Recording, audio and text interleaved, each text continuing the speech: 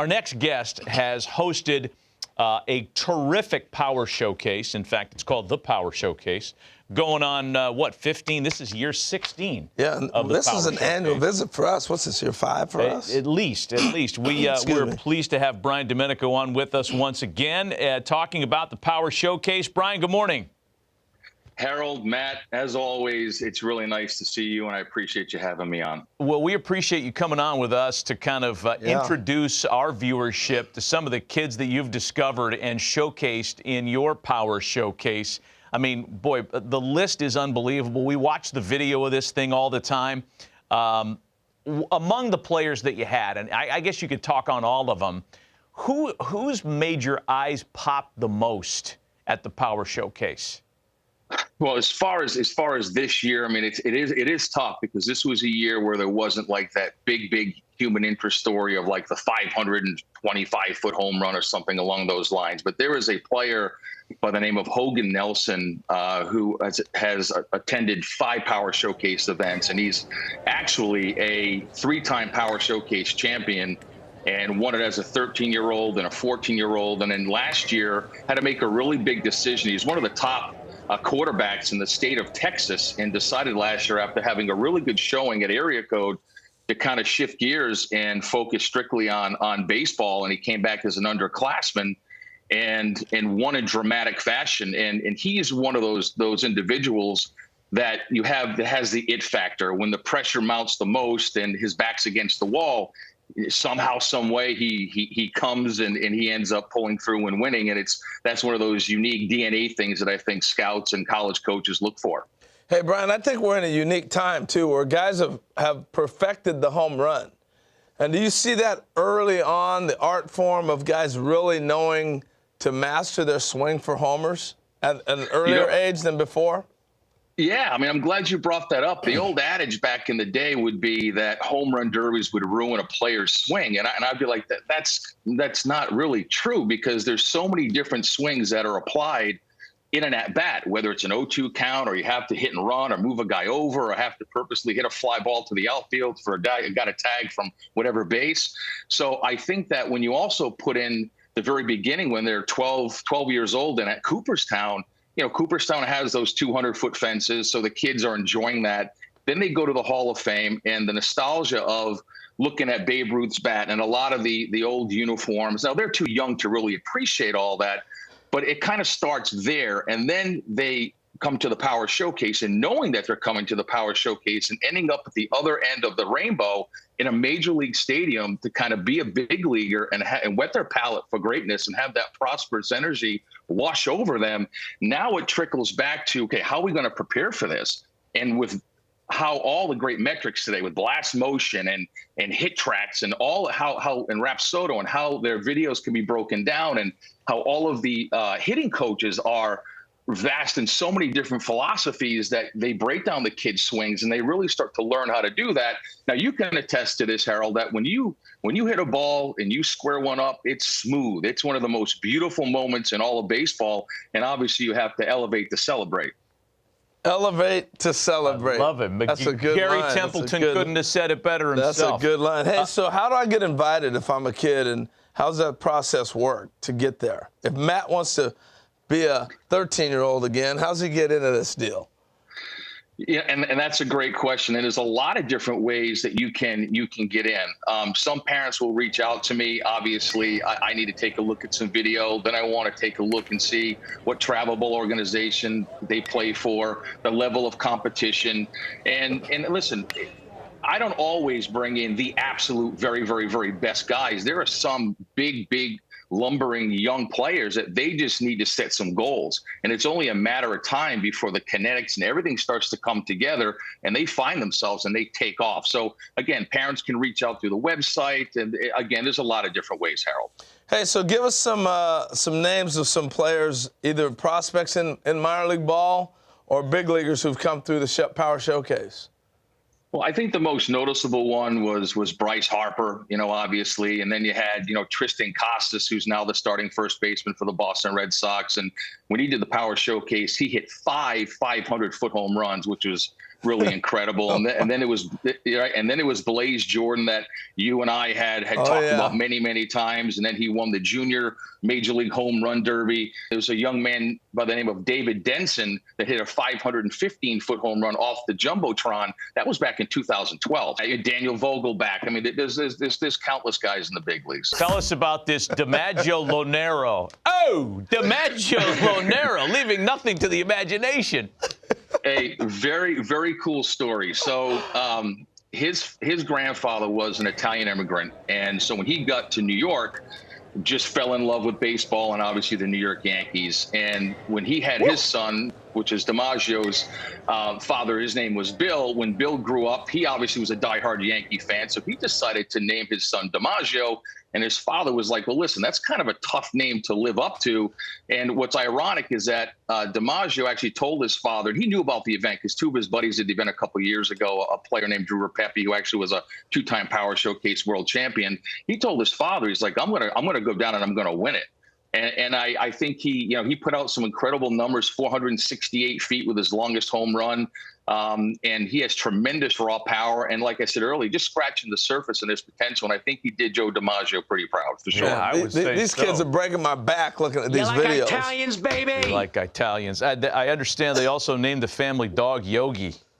Is that right? Man, that's right. Living a Yankee dream there. Yeah. I want to ask you about, because there's a couple of 12U and 13U kids that popped as well. And I don't know, for me, the younger they get with the power, I mean, it makes you marvel at the command and the bat to ball skills when the kid's 12 years old.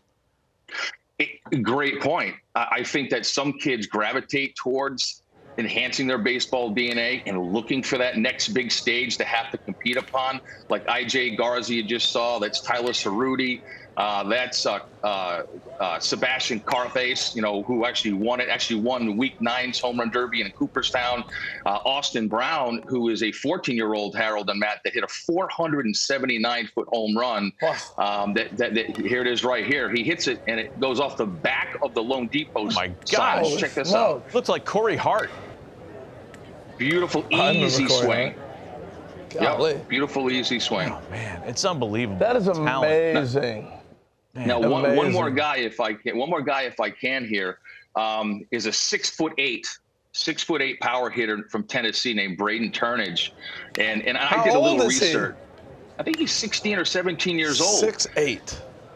And I did a little digging, and I wanted to find out, okay, who in today's game, position player wise, are the top guys as far as height. You had O'Neal Cruz, the shortstop with the Pirates, and then you have Aaron Judge, who plays outfield. But I wanted to dig a little deeper and find out who was the tallest major leaguer to ever play first base. And it was Tony Clark. I guess he's the executive director of the Major League Baseball Players Association, had 251 home runs and a 15-year career. But, 6'8", and he's an incredible basketball player, and he's also an ascending pitcher on the mound. Wow. That's scary. He looked like Richie Sexton. That's a good. I thought he looked like George Mirasan. Yeah, that's good, too. NBA player. Hey, Brian, we appreciate the visit as always. Congrats on another successful run on the Power Showcase. I know that kids love participating in your event. You had it a few weeks ago, and for folks that are interested, it's on the website. We have the information on the screen. Brian, we appreciate the visit. Happy holidays to you and your family. Always. Thanks, guys.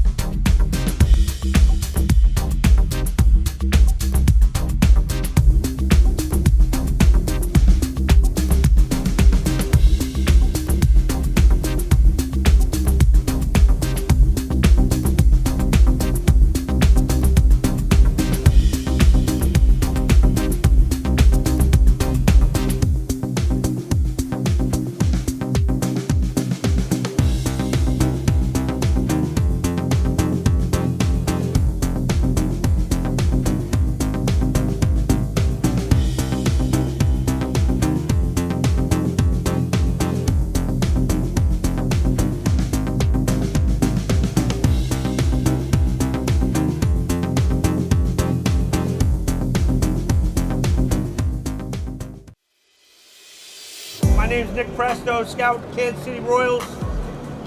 It's a great opportunity. Appreciate you guys being here, hitting on a big league field, taking We're gonna run you through a scout day.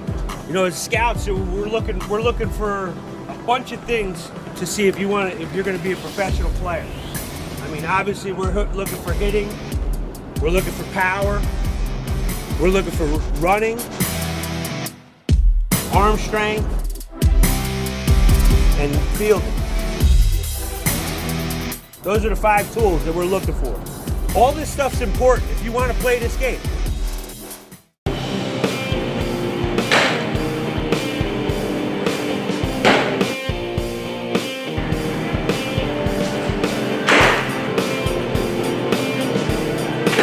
Sebastian Korthase, 13 years old, and I'm from Pleasant Prairie, Wisconsin. And he found me from the Cooperstown home run derby. I was winner, and he reached out, and then we thought it was a nice opportunity, and we came down. Anthony Rizzo has been my favorite player for like 7 years. He's been my favorite player because I just like his energy, how like smiley and laughy he is throughout the game. Execute my pitches. I want to make sure I do well, of course, but I also want to soak in all this fun time out here. I want to be able to have some fun, make some good plays, strike out some kids, and have fun.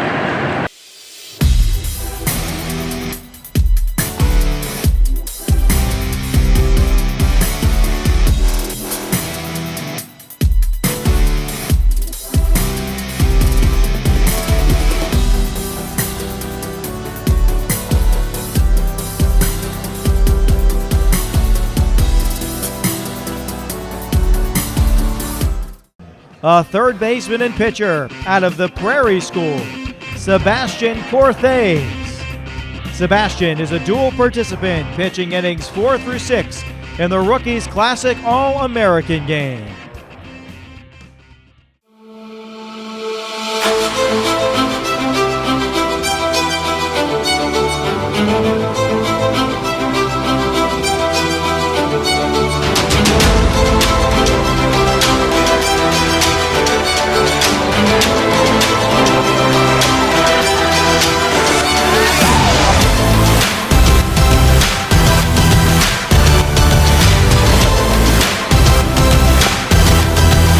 What's it like watching your son throw on a major league mound?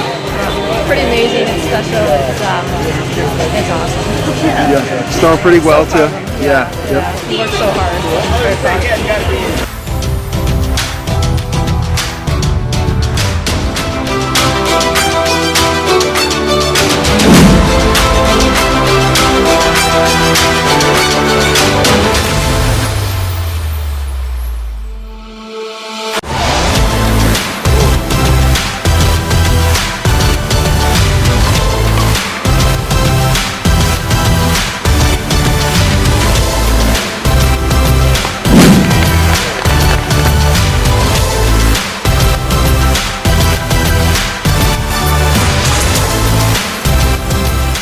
First time in a major league mound, right? Yeah. How'd it feel? Good. I felt really good pitch and soak in all the energy that's coming out from the stadium. It's really nice to be out there. What pitch did you have working for you today? My curveball was working really good. It's like slurred basically. Really good command on it. It was really nice. I knew where I was going to throw it every single time. What was your favorite part of the Power Showcase experience? So far, Yeah. I really like the home run derby is, of course, because I'm like leading it, you could say. I'm really excited to be in the finals tonight.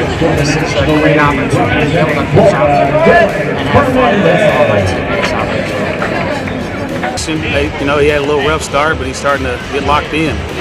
It's taking him a little bit, but you know, at the end of the day, these guys are just kids and it's just a game. So as long as they're having fun, that's all we need. But I'm very proud of them.